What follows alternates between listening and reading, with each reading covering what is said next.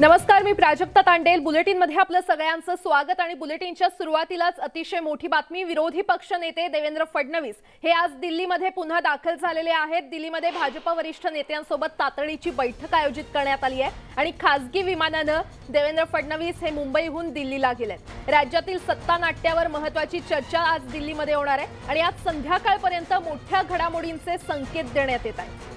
अतिशय महत्त्वाची बातमी आपण पाहतोय।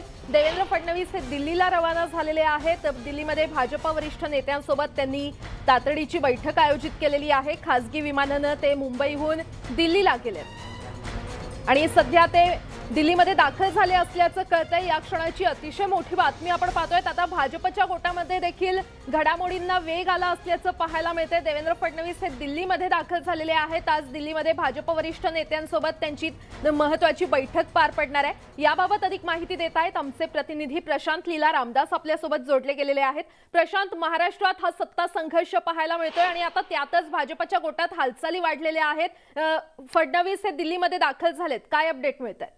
बरोबर, अत्यंत महत्त्वाचं विरोधी पक्षनेते देवेंद्र फडणवीस हे दिल्लीत दाखल झालेले आहेत।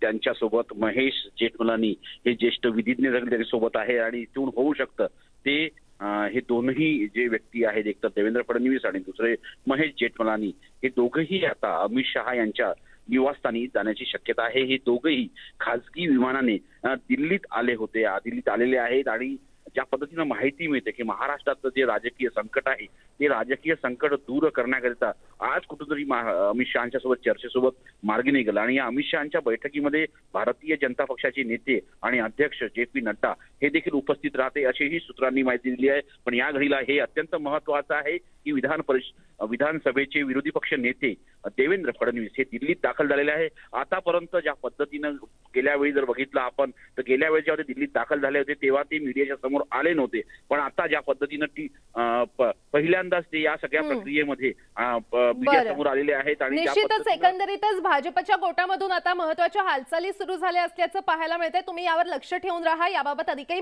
अपडेट तुमच्याकडून घेत राहू।